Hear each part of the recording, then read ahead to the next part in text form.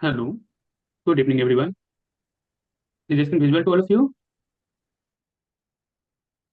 ठीक है, चलिए स्टार्ट करते हैं आज का सेशन। आज के सेशन में हम लोग क्या देखने वाले हैं, कल जो हम लोग रिएक्ट हुक के बारे में पढ़ना स्टार्ट किए थे, हुक के अंदर हम लोग अपना पहला हुक पढ़ रहे थे, यूज स्टेट नामक हुक। उसी हुक का और भी आगे का कॉन्सेप्ट हम लोग देखेंगे।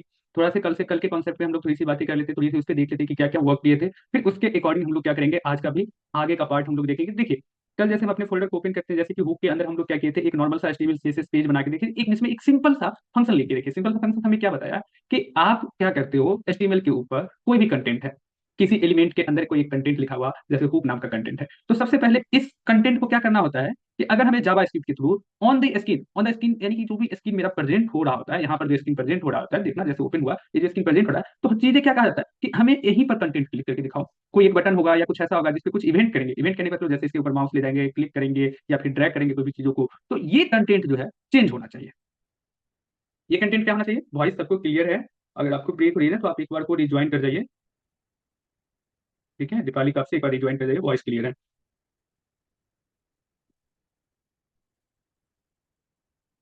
ये आज वॉइस क्लियर है, नेटवर्क अच्छा है आज, इंटरनेट स्पीड काफी सही है। तो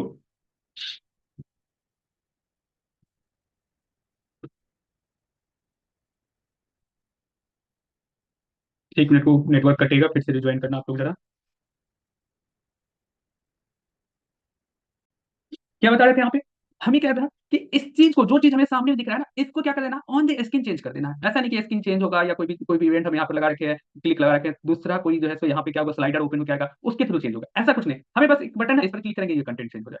तो ऐसे में क्या करना पड़ा हमको, फिर से रिफ्रेश कर देते हैं। ऐसे में क्या करना पड़ा हमें कि इस हुक को एक आईडी मिलेगा, और इस आईडी को क्या करना पड़ा, जावास्क्रिप्ट का जो फाइल हम लोग स्टोर बना रखे, इस आईडी को क्या करना पड़ा, एक हमें वेरिएबल के अंदर स्टोर करना पड़ा।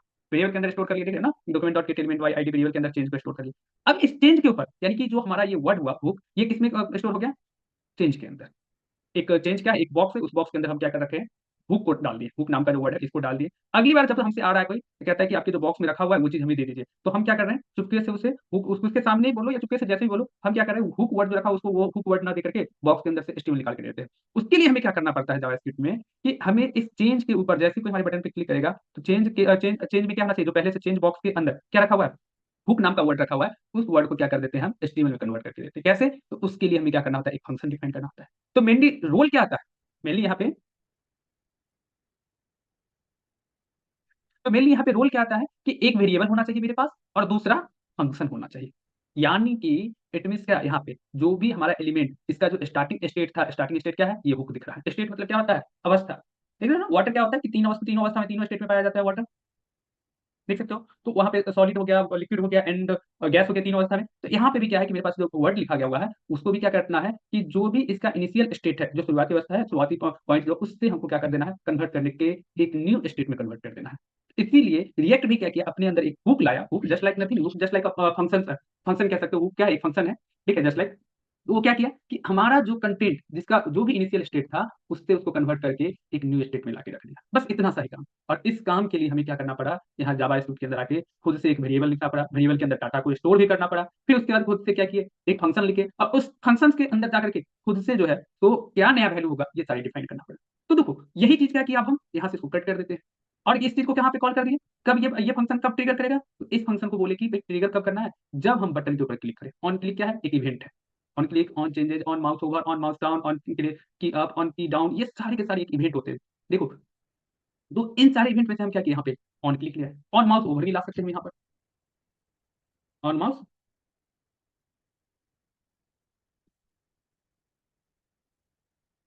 ऑन माउस ओवर कर दो। ऑन माउस ओवर से क्या होगा, जैसे माउस उसके ऊपर जाएगा चेंज हो जाएगा। ठीक है, इस तरह के बहुत इवेंट देखने को मिलेंगे, तो हम क्या यूज करें, ऑन क्लिक यूज करें। तो सिंपली सी बात है कि हमको इसको ट्रिगर करना। यही चीज अगर हमें इतना सारा वर्क ना करना पड़े और रिएक्ट जेएस में है, तो यही चीजों को क्या करता है, एक ही जगह पे कहता है कि आप एक वेरिएबल को भी डिफाइन कर लीजिए और एक फंक्शन को भी डिफाइन कर लीजिए। यहाँ पे फंक्शन हम लोग किस नाम से डिफाइन कर दिए, अपडेट नाम से, तो वहां पे भी क्या रहा है, वेरिएबल किस नाम से डिफाइन कर रहे हैं, चेंज नाम से। तो जब हम यूज स्टेट हुक का भी यूज करते हैं, तो वहां भी क्या करवाता है हमसे, एक चेंज नाम से, और क्या करवाता है, फर्स्ट जो हमारा होगा वो आपका वेरिएबल रहता है, और सेकंड वाला क्या होता है, आपका मेथड बोल दो या फंक्शन बोल दो, वो चीज वहां पे डिफाइन हो जाता है। बस इतना सा ही तो काम रहता है, कुछ ज्यादा नहीं रहता है। लेकिन उस हुक का आज हम लोग ना अच्छा खासा सा लॉजिकल यूज देखने वाले हैं, उसमें अब ना एडवांस के ऊपर हम लोग बढ़ने वाले हैं। तो चलते हैं अब हम लोग अपने प्रोजेक्ट के ऊपर, इसको मिनिमाइज करते हैं, इसको भी कट कर दिए। अब आ जाइए यहाँ रिएक्ट जेएस के अंदर, रिएक्ट जेएस हुक के अंदर आ जाइए, और हुक के अंदर जाते ही आप लोगों को क्या करना है, देखिए जैसे बुक के अंदर राइट क्लिक करके दो मोड ऑप्शंस और ओपन विद कोड, जैसे ओपन विद कोड पर क्लिक कर रहे हैं, हमारा फिर से वही काउंटर कल वाला ओपन होकर आ जा रहा है। इस पे हम लोग क्या करते हैं, कंट्रोल के साथ बैक टिक प्रेस करते हैं, एनपीएम स्टार्ट टाइप कर देते हैं, और कहीं ना कहीं हमारा क्या हुआ, एनपीएम स्टार्ट जैसे टाइप करेंगे इंटर, हमारा ऐप स्टार्ट हो जाएगा। ऐप जब स्टार्ट हो जाए तो क्या करना है, एक बार चेक कर लेते हैं क्या हमारा काउंटर वर्क कर रहा है या नहीं। अभी तक तो आया नहीं एनपीएम स्टार्ट। हाँ, इवेंट फंक्शन सबके लिए वर्क करता है। अरे हुक में खुद के लिए तो खुद रहता ही तो है, हमारे पास क्या रहता है, एक वेरिएबल रहता है, एक फंक्शन फंक्शन डिफाइन करते ही करते हैं। और किसी भी फंक्शन को कब ट्रिगर कराना है, ये हमारे ऊपर डिपेंड करता है कि किसी इवेंट पर ट्रिगर कराना है या विदाउट इवेंट ट्रिगर करा देना है। जैसे हम फंक्शन को टाइप किए ऑटोमेटिक ट्रिगर हो जाना है। तो ये देखो, फंक्शन और इवेंट दोनों अलग अलग चीज है। इवेंट का मतलब क्या होता है, anything occur on screen that's called event. कोई भी चीज अगर स्क्रीन पे होता है ना तो वो इवेंट कहलाता है। चाहे वो माउस को आप ऊपर ले जा रहे हो या नीचे ला रहे हो, लेफ्ट राइट क्लिक कर रहे हो, सब ये सब के सब क्या है, आप पेज को लेफ्ट से राइट स्वाइप कर रहे हो, राइट से लेफ्ट स्वाइप कर रहे हो, किसी बटन पर क्लिक कर रहे हो, किसी बटन पर वहां माउस को वहां से देखो, इस पर माउस ले जाना भी एक इवेंट है और इसके ऊपर से माउस को हटाना भी एक इवेंट है। कोई कीबोर्ड पर कोई बटन प्रेस कर रहे हो, ठीक है, तो प्रेस किए वो भी बटन क्या है, केवल बटन को प्रेस कर रहे हैं यानी कि नीचे को दबाए, वो भी एक इवेंट है। जैसे उंगली छोड़ रहे हैं यानी कि प्रेस करके हटा रहे हैं, तो वो भी एक इवेंट है। कोई भी वर्क अगर आप स्क्रीन पे कीबोर्ड पे कंप्यूटर पे कुछ भी कर रहे हो, ठीक है, कुछ भी कर रहे हो तो वो सबके सब इवेंट है, ठीक है। लेकिन किसी इवेंट पे क्या होना चाहिए नहीं होना चाहिए, क्या ट्रिगर करना चाहिए, क्या वहां पे कौन सा ऑप्शन आना चाहिए, या वहां पर कलर चेंज करना चाहिए, लेफ्ट होना चाहिए राइट होना चाहिए, किसी तरह का मूवमेंट, हाँ लाइक मूवमेंट भी कह सकते हो कि कोई भी मूवमेंट कर रहे हो ना, बटन लेफ्ट राइट कुछ भी, सबके सब इवेंट है। अरे आप नॉर्मल सा आप अपनी लाइफ में ले लो, आप चल रहे हो ना वो भी एक इवेंट है, आप सो रहे हो ना वो भी। साइंस क्या कह रहा है, देखो सिंपल से समझो, ह्यूमन किसी भी अवस्था में होता है वो क्या कहलाता है, वर्ड कहलाता है साइंस की अवस्था में। चाहे सो रहे हो तो सोना भी एक काम कहलाता है, उठ उठ के बैठे हुए वो भी एक काम कर, आप मोबाइल पे क्या कर रहे हो, रील्स को स्वाइप कर रहे हो, वो भी एक क्या कहलाएगा, साइंस की अवस्था में वो भी एक वर्क ही कहलाएगा। उसी तरह से कंप्यूटर में हो रहा है, कंप्यूटर में आप कुछ भी कर रहे हो, कंप्यूटर के स्क्रीन पर आप कुछ भी कर रहे हो, कीबोर्ड पर कुछ भी टाइप कर रहे हो, कुछ भी कर रहे हो, वो सब इवेंट ही है। लेकिन उस टाइप पे राइट क्लिक पर, जैसे ये देखो डेस्कटॉप पे क्या बना रखा है, हम राइट क्लिक किए तो राइट क्लिक क्या है, एक इवेंट है। लेकिन राइट क्लिक पर ये कुछ चीजों को, कुछ ऑप्शंस को आना किसकी वजह से आ रहा है, तो ये फंक्शंस की वजह से आ रहा है। फंक्शंस में डिफाइन किया गया होगा कि अगर राइट क्लिक करे कोई, एक इवेंट हुआ तो इसके बदले कुछ काम कुछ आ जाए। जैसे साइंस में एक होता है ना, प्रत्येक क्रिया का एक प्रतिक्रिया होता है, मतलब क्या इंग्लिश में क्या कहेंगे पता नहीं, जो भी कहो, तो प्रत्येक एक्शन का एक रिएक्शन होता है, ठीक है, रिएक्शन है, रिएक्शन तो वही चीज है कि आप एक एक्शन किए राइट क्लिक, तो इसका रिएक्शन क्या है, ये कुछ ऑप्शंस है, तो ये रिएक्शन किसकी वजह से है, फंक्शन की वजह से, ठीक है। अच्छा हाल जी, क्या कमेंट कर रहे हो, क्लास में हो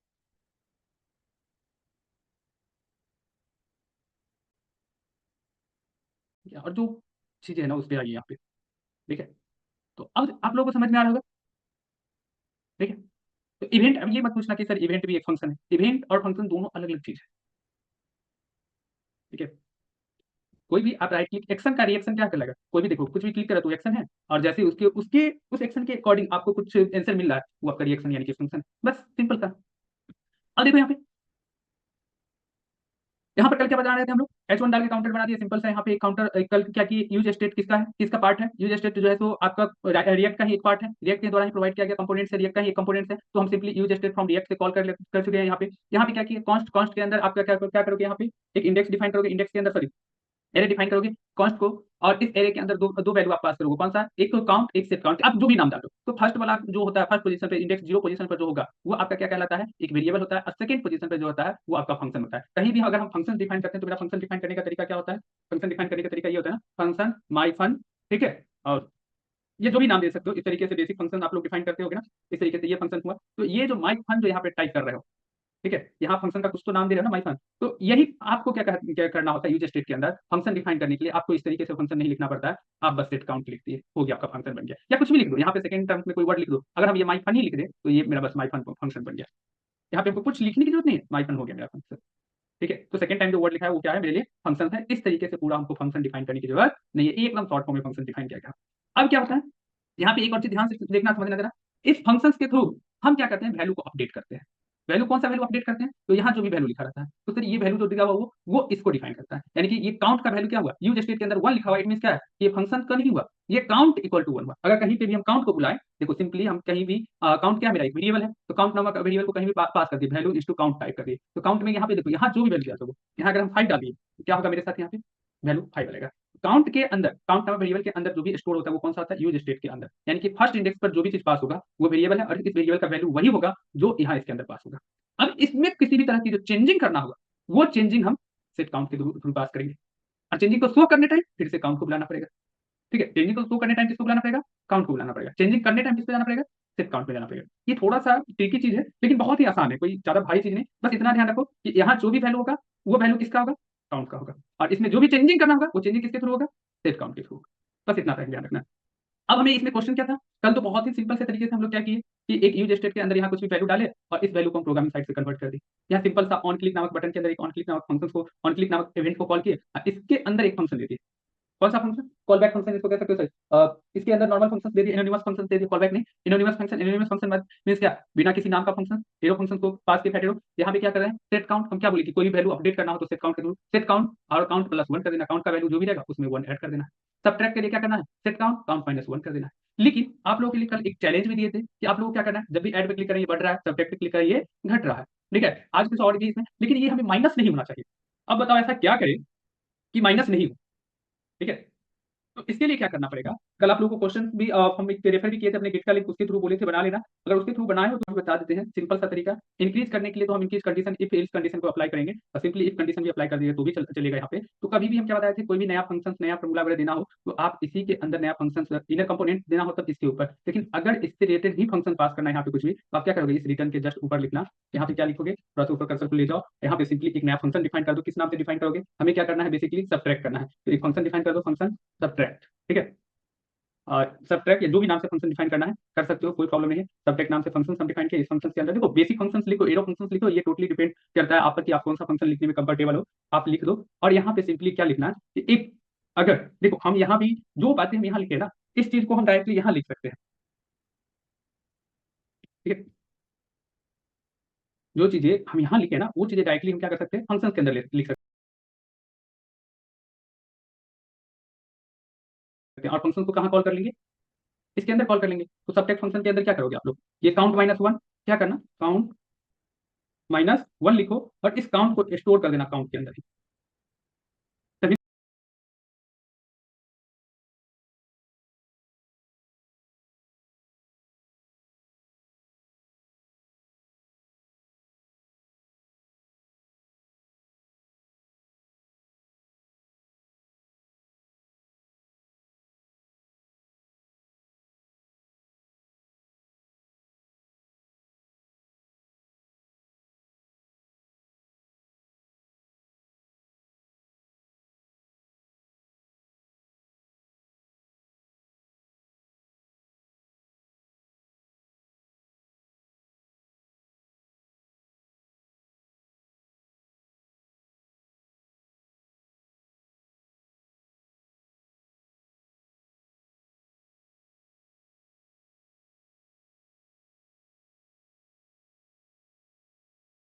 नहीं तो घटेगा। यहाँ तो डायरेक्टली हो रहा है ना कि सेट काउंट में से काउंट माइनस 1 हो जाएगा जो भी काउंटिंग रहेगा। लेकिन इस फंक्शन के अंदर डिफाइन करने आ रहे हो तो कैसे पता चलेगा? तो फिर से रीअसाइन कर दोगे।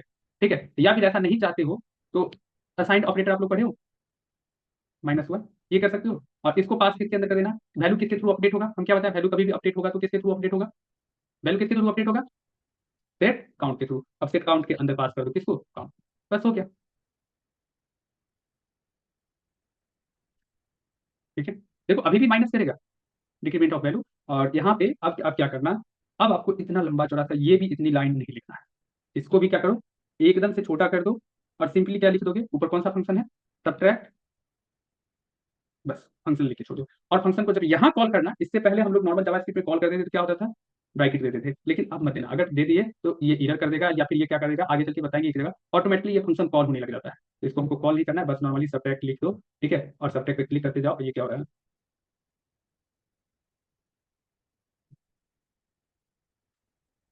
क्या हो रहा है? असाइनमेंट टू कंसाइनमेंट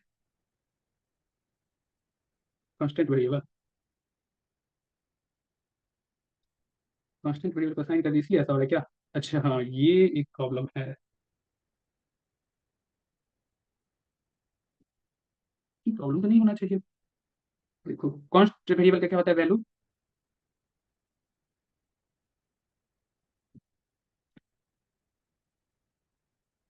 अरे कुछ नहीं, सब ट्रैक लिख देते हो गया। सब हो गया। लो, खुश हो जाओ। अरे इसकी वजह से नहीं प्रॉब्लम हो रहा है, देखो हम बता रहे हैं। ठीक है, अभी भी आएगा इधर। असाइनमेंट टू कांस्टेंट वेरिएबल, हम क्या कर रहे हैं कि हम अपनी वैल्यू ना कांस्टेंट वेरिएबल को असाइन कर रहे हैं। कांस्टेंट के अंदर कांस्टेंट वेरिएबल क्या कहता है कि आपके पास जो भी वैल्यू है ना, यहाँ जो भी वैल्यू रहेगा कांस्टेंट में क्या रहता है, कांस्ट रहता है वैल्यू। तो आप इसको ना फिर से क्या कीजिए, लेकिन आ जाना चाहिए था यहाँ पर। कोई नहीं, एक काम करते हैं, count is equal to count minus one कर देते हैं। सेट काउंट,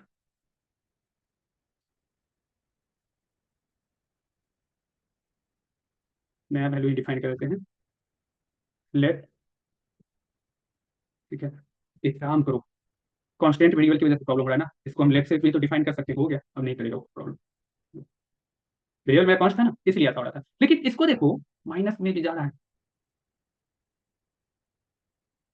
मनोज यादव सही लिखे हो, वैट दे दीजिए या लेट दे दीजिए चलेगा, लेकिन कॉन्स्ट की वजह से प्रॉब्लम आ रहा था। कॉन्स्ट क्या होता है, क्योंकि कॉन्स्ट के अंदर जो वैल्यू दे दी है उसको फिर चेंजिंग तो नहीं कर सकते ना, इसकी वजह से। अब देखो यहाँ पे लेट डाल दिए, ये काम करिए, प्रॉब्लम अभी भी आ रहा है। प्रॉब्लम अभी भी क्या आ रहा है, माइनस में जा रहा है। इस माइनस को कैसे हटाए, हम नहीं चाह रहे कि माइनस में जाए। तो इसके लिए क्या करोगे, इफ कंडीशन लिख दो, सिंपल सा। इफ कंडीशन क्या होगा, इसको हम कट कर लेते हैं और यहाँ पे लिखेंगे इफ काउंट। ठीक है, काउंट ग्रेटर देन वन, अगर काउंट एक से ज्यादा है। ठीक है, greater than equal to one मत करना, इसका मतलब क्या होगा, वन या वन से ज्यादा, हमको बस काउंट क्या करना है, वन से ज्यादा रखना है। अरे इतना कौन लिख रहे हो। ठीक है, अगर काउंट वन से ज्यादा है तो क्या करोगे, जो चीजें ऊपर लिखे तो उसको यहाँ कॉल कर दो, बस सिंपल सा, काउंट माइनस वन। बस एक जोड़ दो कि काउंट का वैल्यू कितना हो, ग्रेटर देन वन हो।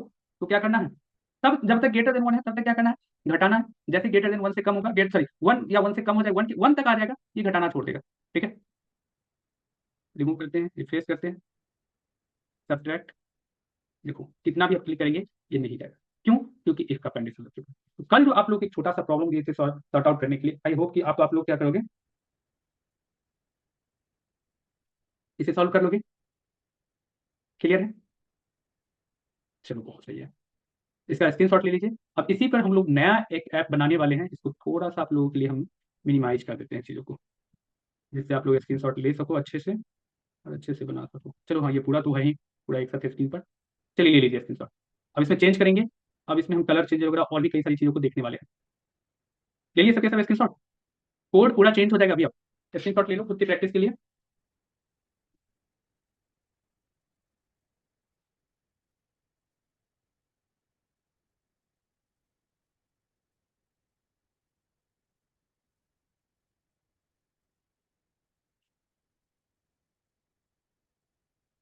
ये देखिए, इसके अंदर हम कुछ नया फिर से लेके आ रहे हैं, इसी यूज स्टेट का और भी अलग अलग यूज देखने वाले हैं। तो हम ये पूरे कोड को क्या कर रहे हैं आपके लिए, एक जगह कमेंट करके छोड़ दे रहे हैं। कमेंट करके छोड़ देंगे कुछ ज़्यादा हो जाएगा। एक काम करते हैं, एक न्यू पेज बना लेते हैं। ठीक है,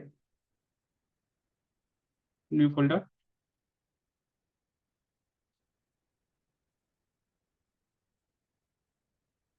इस नाम से, यूज स्टेट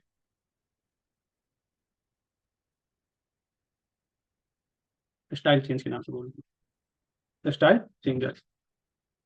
देखो अब इसके थ्रू सीएसएस में कैसे चेंजिंग करते हैं वो भी देखेंगे अभी हम लोग, स्टाइल चेंजर।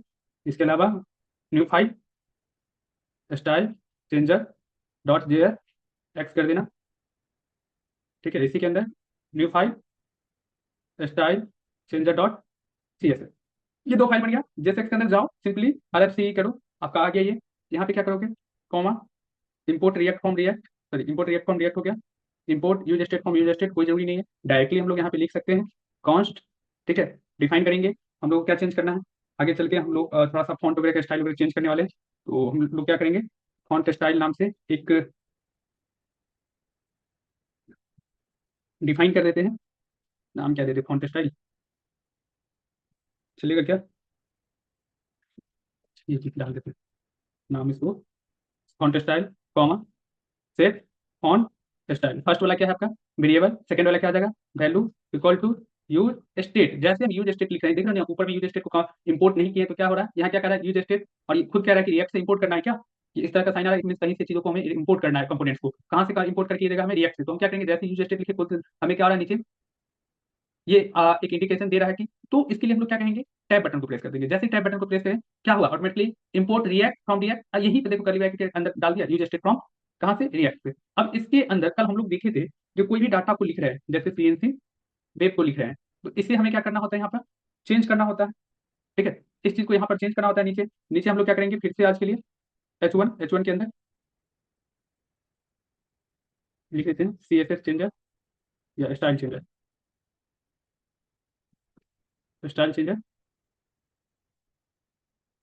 इसके अंदर किसको कॉल करेंगे, स्टाइल चेंजर के अंदर, यहाँ पर फिर से इसको क्या करना, स्टाइल इक्वल टू, फिर इसके अंदर एक और डालो, टेक्स्ट अलाइन टू सेंटर हो गया, कंट्रोल। हम इसको कैसे कॉल करेंगे ऐप.csx के अंदर, तो इसका जितना भी कोड हम लोग लिखे हुए हैं, इसको अभी के लिए तो हम कमेंट कर देते हैं, कमेंट क्या छोड़ो, इसको इसी के नीचे बुला देते हैं। ठीक है, इसके अंदर क्या करते हैं, एक BR को डालते हैं, अब BR के नीचे HR को डाल देते हैं, जिससे क्या हो, पता चल रहा हो कि हमें चीजें नीचे लाना है। और इसमें क्या करना है, स्टाइल चेंजर नीचे आ रहा है, टाइप कर देंगे इविटेबिलिटी से, स्लैश बंद हो गया हमारा। देखना यहाँ पर आ गया स्टाइल चेंजर लिखा हुआ नीचे की ओर। इससे किसी को तो कोई प्रॉब्लम नहीं है, मेरा काउंटर भी शो करेगा, साथ में स्टाइल चेंजर भी शो करेगा, ये अपना ऊपर में रहेगा ऐसे ही। अब अच्छा, इसमें एक टास्क आप लोग का रहा कि इसमें कितना भी ऐड कर लो, लेकिन 20 से ज्यादा ऐड नहीं होना चाहिए। हम सब्ट्रैक्ट में क्या कर दिए, 1 से नीचे सब्ट्रैक्ट नहीं होना चाहिए, और ऐड में क्या हो, 20 से ज्यादा नहीं होना चाहिए। ये आप लोग को अप्लाई कर देना है। तो ये फंक्शन आई होप कि आप लोग अप्लाई कर दोगे। जैसे एक कंडीशन हम लोग सब्ट्रैक्ट के लिए लगाए, वैसे ही फंक्शन लिखोगे अलग से, और एडिशन के लिए भी फंक्शन बना दोगे। अब यहाँ पे क्या करना है, सिंपली हम क्या बताया आप लोगों को, फिर से H1 को टाइप कर दो। H1 को टाइप करें, इस H1 के अंदर देखो डिव सही है, H1 के अंदर हमको क्या करना है, यहाँ जो भी कंटेंट रहेगा उस कंटेंट को चेंज कर लेना है। किसकी वजह से चेंज करना है, तो नीचे एक बटन रहेगा दिया हुआ, बटन टैप क्लिक मी। ठीक है, फिर से बटन पे ही सारा इवेंट लगाएंगे, कौन सा, ऑन क्लिक। ठीक है, और ये जो कंटेंट अगर हमको H1 के अंदर प्रिंट करवाना है, तो कैसे प्रिंट करवाएंगे, क्या डालते हैं, सेट फॉन्ट स्टाइल या फॉन्ट स्टाइल को डालेंगे, किस तरीके से लिखते हैं, जरा चैट बॉक्स में आप लोग टाइप करो तो फटाफट सिंटेक्स क्या होगा। ये सीएनसी वेव जो हमें ऊपर में दिया गया यूज स्टेट के अंदर, उसी चीज को हमें H1 के थ्रू हमें ऑन स्क्रीन प्रिंट करना है, इस स्क्रीन के ऊपर एंटर करना है। कैसे होगा, अच्छा ये ऑन क्लिक की वजह से हमें थोड़ा सा अभी के लिए इरर आ रहा है, ऑन क्लिक को अभी के लिए हम हटा देते हैं, क्लिक बटन पे। ठीक है, स्टाइल चेंजर वो अपना अपनी जगह पे रहेगा बना हुआ। यहाँ हमको सीएनसी वेव को प्रिंट करवाना है, कैसे प्रिंट करवाएंगे जरा, font style, set font style, sentence हम बोले हैं पूरा लिख के बताने के लिए। ठीक है, हम प्रिंट करवाने की बात कर रहे हैं, चेंज करने की बात नहीं कर रहे हैं। साक्षी पांडे, गुड। इसी तरीके से डायरेक्ट मैसेज में लिखिए तो आप लोग। अच्छा ये बताओ, किस सबको पहले से रिएक्ट जेएस एक लेवल तक, अच्छे लेवल तक, या कुछ भी थोड़ा बहुत भी आ रहा है रिएक्ट जेएस, इन लोगों को पहले से आ रहा होगा। अक्षय हल जी सही है, ऑन क्लिक से नहीं, असुगंधा गलत है। अक्षय हल जी बोले हैं डायरेक्टली मैसेज करो आप लोग। जब इस तरह से कुछ क्वेश्चन पूछेंगे तो सबको थोड़ा सा खुद में ही करने दो ना, देखने दो टेस्ट करके कि हाँ किस लेवल तक वो अभी जस्ट सामने से पढ़ रहे हैं ना। देखो हम कल पे एक स्टोरी सुनाए थे आप लोगों को, राजा का जो तालाब बनाना था पूरा मिल्क वाला, ला ही रहे हैं दूध को, तो हम नहीं ले जाएंगे तो क्या ही आ रहा है फिर यहाँ। ठीक है, ऑन क्लिक गलत है, ऐसे नहीं होगा। देखो जिसका भी वीडियो ऑन है प्लीज वीडियो अपना बंद कर लो, तो कॉन्टेस्ट वाले सही है। ठीक है, थोड़ा सा अरे सिंपल से क्या होता है, इसके अंदर जो भी रहेगा वो वैल्यू कहाँ स्टोर होता है, फर्स्ट वाले के अंदर, क्योंकि मेरा वेरिएबल कौन है, फंक्शन के अंदर थोड़ी ना स्टोर होगा, फंक्शन से तो चेंज कर दीजिए। वेरिएबल कौन है, फॉन्ट स्टाइल है, तो इसके अंदर जो भी वैल्यू है किसमें, फॉन्ट। तो हमको अगर ये वैल्यू को प्रिंट करना है कहीं भी, तो क्या इसको डायरेक्टली थोड़ी ना कॉल करेंगे, हम किसको कॉल करेंगे, फॉन्ट स्टाइल को कॉल करेंगे। अभी चेंज नहीं करना है, फिर राहुल कुमार गलत है आपका भी, चेंज नहीं करना है, हमको बस सिंपली यहाँ जो वैल्यू लिखा है उसको प्रिंट करना है। हम सिंपली यहाँ पे क्या करेंगे, एक JSX ऐड करेंगे, ठीक है, या टेम्परेरी टेबल बोलो, इसको ऐड करेंगे और क्या लिख देंगे, ऑन स्टाइल, बस इतना सा ही लिखना है। इसके अंदर जो भी वैल्यू होगा वो इसमें स्टोर होता है, और इसको हम कहाँ बोल रहे हैं, H1 के अंदर प्रिंट होने के लिए बोल रहे हैं। प्रिंट हुआ, अब समझे। यहाँ अगर हम CNC वेब वर्ल्ड भी लिख देंगे तो क्या होगा, वही चीज आएगा। यहाँ किसी का नाम लिख दें, ऐसे कल प्रशांत सर का बर्थडे था और कल CNC का स्थापना दिवस भी था, लोग को पता है 11 जनवरी को CNC का स्थापना दिवस भी रहता है और प्रशांत सर का बर्थडे भी रहता है। ठीक है, जैसे प्रशांत सर का नाम लिखते हैं, देख रहे हैं ना।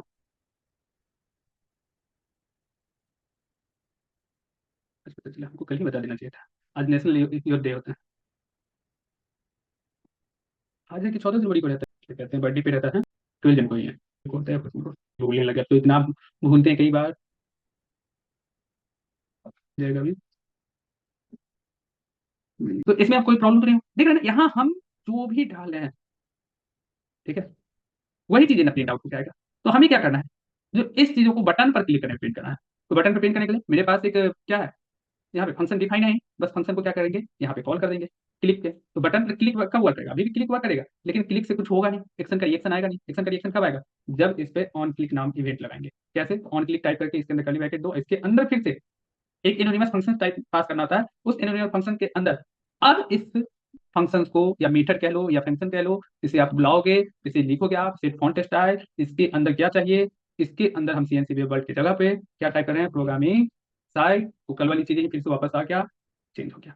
लेकिन अब हमें इतना ही चेंज नहीं करना है, अब जरा इसमें थोड़ा सा एक लेवल ऑफ होना है।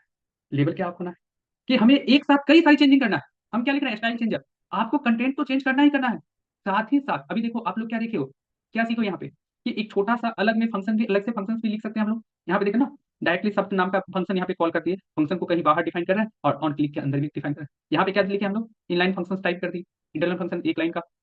अब हमको क्या करना पड़ा, सेम फंक्शन हमको कहाँ कॉल कर रहे हैं, एक बाहर में भी फंक्शन बना रहे हैं, उस फंक्शन को कॉल कर रहे हैं। तो अब क्या करना है आप लोगों को कि एक साथ कई सारा चेंजिंग लाना है। हर बार तो ऐसा तो नहीं हुआ कि हमें केवल नाम ही चेंजिंग करना होगा, कई बार तो बहुत लंबा लंबा चौड़ा चौड़ा फॉर्म बनेगा और फॉर्म का पूरा डाटा यहाँ पे लाना पड़ेगा आपको।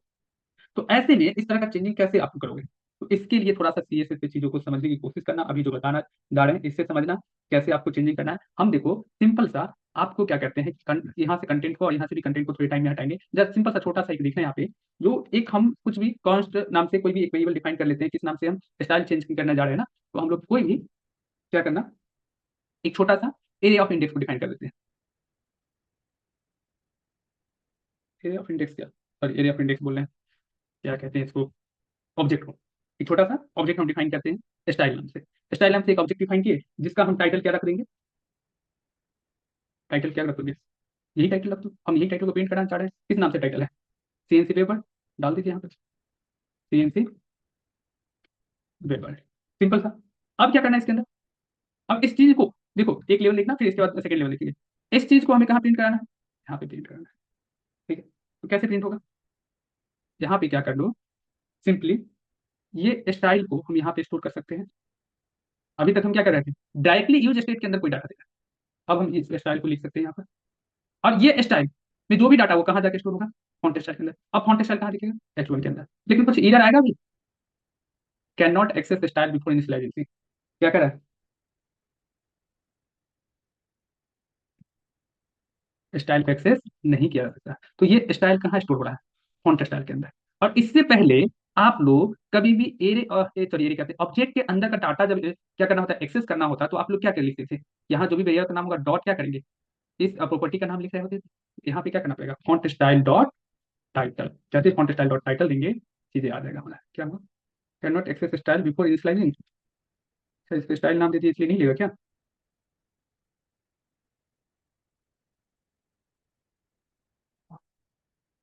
स्टाइल चेंज कर देते हैं, कुछ भी नाम दे देना, और font style dot title,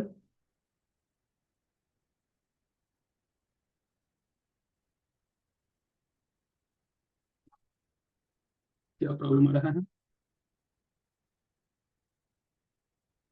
style dot title, ये ऊपर लिखने वाली जो बातें कह रहे हो सही कह रहे हो, इसको कंट्रोल एक्स करते हैं, कंट्रोल भी आ गया, और यही प्रॉब्लम कर रहे थे, हमें कॉन्स्ट से पहले लिखना है। अब यहाँ पे नीचे पूरा खाली कर दिया, खाली क्यों कर दिया, क्योंकि हमें सेम चीजें अब नीचे भी डिफाइन करना पड़ेगा, जो भी चेंजिंग हम करना चाह रहे हैं। ठीक है, तो इसके लिए फिर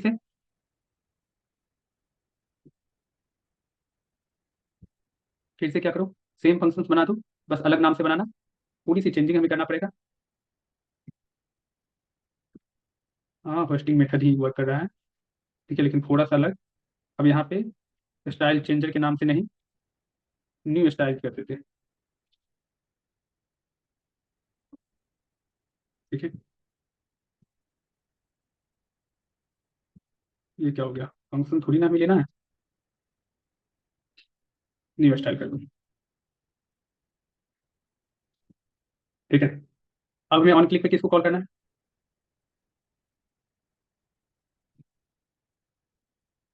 अरे यही तो है न्यू स्टाइल, इसको, लेकिन इस बार क्या करना पड़ेगा, अब एक फंक्शन के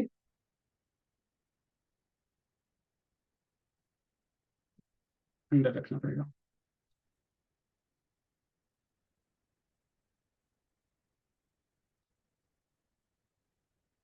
न्यू स्टाइल कर दो, चलो किसी नाम से, न्यू स्टाइल के अंदर क्या करेंगे हम लोग,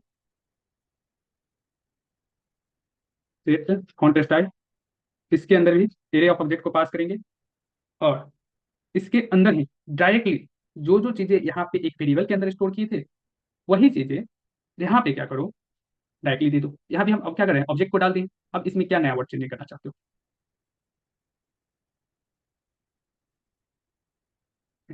क्या नया वर्ड चेंजिंग करना चाह रहे हैं, पुराना क्या है सीएनसी वेब वर्ल्ड, हम यहाँ पे चाह रहे हैं सीएनसी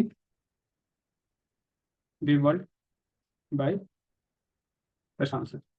ठीक है, और इसमें इससे पहले भी हम लोग कोई भी फंक्शन बनाते हैं तो यहाँ पे क्या करना होता है, डायरेक्टली फंक्शन को दे दो। कौन सा function, new style, replace CNC web world, CNC web world by Prashant sir. कुछ ऐसे आपको वर्क करना पड़ता है इसके अंदर। अब तो नॉर्मली एक चीज भी लिख लेते हैं, हमें यहाँ पे एक लाइन लिख लग रहा था, लेकिन यही चीज एक ही बार में हमको कई सारी चेंजिंग लाना हो, तब क्या करोगे, मान लो कि यहाँ पे हम एक कलर अप्लाई कर देते हैं, कलर इंस टू रेड कर देते हैं। ठीक है, कलर अगर आप रेड करते हो तो क्या लग रहा है कि आपको रेड अप्लाई हो जाएगा कलर, बिल्कुल भी नहीं अप्लाई होगा। क्यों नहीं अप्लाई होगा, क्योंकि इस रेड कलर को तो हम बुलाए ही नहीं कहीं।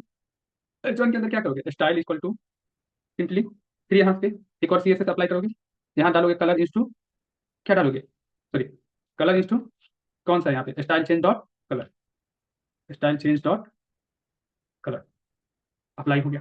अब ब्लू हो जाए, दो दो चीज चाह रहे हैं एक साथ चेंजिंग हो, दो दो फंक्शनलिटी एक ही बटन पे चाह रहे हैं।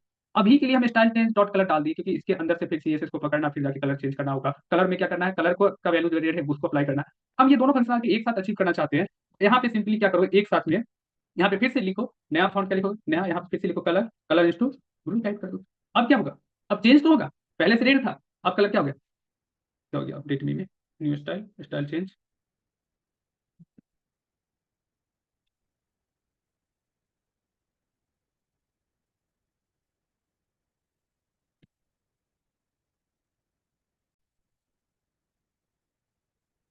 फॉन्ट स्टाइल डॉट कलर, अब चेंज होगा। हाँ, बस इतना सही करना था। हम क्या कर रहे थे, डायरेक्टली स्टाइल चेंज को यहाँ कॉल कर रहे थे, तो कैसे हमारा जो है अपडेटिंग बनाएगा। ठीक है, तो अब क्या करोगे, colour is to font style dot colour call कर दो। अब यहाँ पे हम जो भी चेंजिंग करेंगे वो सारे के सारे चेंजिंग इस पे आएगा। अगर मान लो कि नया CSS और हम लिखे यहाँ पे, एक CSS नहीं, दो दो तीन तीन CSS लिखना पड़े, एक काम करो इतना का एक स्क्रीनशॉट ले लो, क्योंकि ये इसके बाद भी अब यहाँ से फिर थोड़ा सा हमको क्या करना पड़ेगा, ऑब्जेक्ट के अंदर फिर से एक नया ऑब्जेक्ट देना पड़ेगा, एक और होगा। इसलिए आप लोग एक बार स्क्रीनशॉट ले लो, फिर हम चेंजिंग करेंगे। इसलिए आप लोग एक बार स्क्रीनशॉट, कई सारे ऑब्जेक्ट को एक साथ प्रिंट करना पड़ेगा, तो वो थोड़ी सी मुश्किल होगा। इसलिए आप लोग एक बार स्क्रीनशॉट ले लो, फिर हम चेंजिंग करेंगे। एक बटन क्लिक करेंगे, हम चाहेंगे पूरा CSS चेंज हो जाए। ले लिया सिर्फ। अब देखो हमें क्या करना पड़ रहा है कि यहाँ पे कलर भी डालना पड़ रहा है। यहाँ पे क्या करेंगे फिर से, मान लो जो फॉन्ट का साइज हम लोग डालना चाह रहे हैं, फॉन्ट साइज इंस टू कितना, 20 पिक्सल। ठीक है, तो 20 पिक्सल भी हमें किसके अंदर लिखना पड़ेगा, डब्ल्यू कॉमा के अंदर 20 पिक्सल डाल दो। ठीक है, क्या फॉन्ट साइज वर्क करेगा, बिल्कुल भी वर्क नहीं करेगा। क्यों नहीं करेगा वर्क, क्योंकि हम लोग फॉन्ट साइज को यहाँ कॉल ही नहीं कर रहे हैं। ठीक है, तो फिर से हमको क्या करना पड़ेगा, यहाँ पर कॉमा डाल करके फिर से फॉन्ट साइज को लिखना पड़ेगा। तो इस तरीके से क्या हो जाएगा मेरा, तो फिर से बात वही प्रॉब्लम तो यही आ गया, font size is to font style, फिर से इसी को फॉन्ट स्टाइल को यहाँ पे कॉल करेंगे, font style dot font size, इतना लंबा थोड़ा सा स्पेस डालना पड़ेगा, 20 पिक्सल आ रहा है, क्लिक भी कर रहे हैं तो नया वाला फॉन्ट साइज।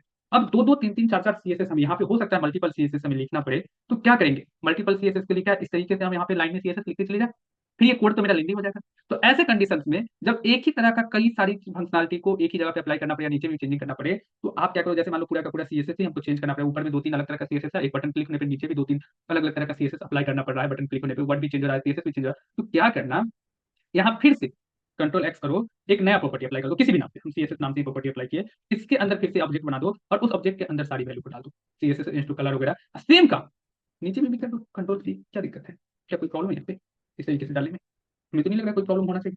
ठीक है, अब रेट यहाँ पे क्या करेंगे, ब्लू कर देते हैं और 30 पिक्सल के जगह 40 पिक्सल कर देते हैं, बॉर्डर अप्लाई करना हो बॉर्डर अप्लाई कर दो, जो भी अप्लाई करना हो कर सकते हो। और क्या करना है यहाँ पर कलर इंस्टू वगैरह कुछ नहीं करना है।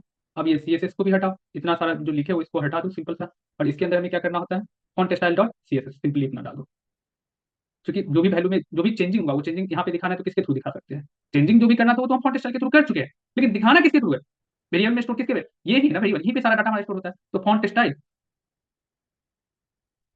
डॉट क्या करेंगे, CSS, बस इतना सा ही लिखो, देखो कोड और कम गया, सारा चेंजिंग यहाँ रिफ्लेक्ट करेगा, आ रहा है। रेड कलर में जैसे क्लिक दिख चेंज हो रहा है मजेदार चीज। ठीक है ना? क्या और भी सीएसएस इस पे अप्लाई कर सकते हैं? बिल्कुल, मान लो हम इसको 30 पिक्सल कर देते हैं और ये सीएसएस, अब इसके अंदर जितना सीएसएस लिखते जाओ, बॉर्डर टाइप करना है, बैकग्राउंड कलर देना है, जो भी देना है देते जाओ। बॉर्डर कितना?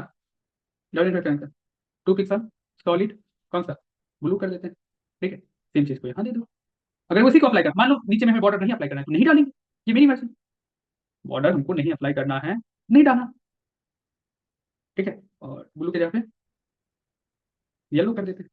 रिफ्रेश कर लो एक बार, कोई लोड है, देखो यहाँ पे सॉलिड बॉर्डर आ गया, क्लिक करते हैं, देखो यहाँ कितना आसान हो गया काम। देख रहे हो ना? अब लगा ना, जहाँ पहले हमें लग रहा था कि नहीं सर ये काफी लेंदी हो जाएगा, काफी लंबा चौड़ा सा फंक्शन वगैरह लिखने को लिए नीचे डिफाइन करें, जिसकी वजह से चीजें तो आई थिंक आप लोग अब ये वर्क कर लोगे इतना।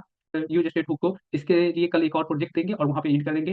ठीक है, तो उसके बाद फिर से नेट ले जाएंगे आप लोग इसमें, फॉर्म वगैरह बनवाएंगे, फॉर्म का डाटा जो है बताएंगे कैसे स्टोर भी होता है, प्रिंट भी होता है, ये सब चीजें याद रखोगे तभी तो फिर समझ नहीं पाओगे। टफ नहीं, लॉजिकल होगा।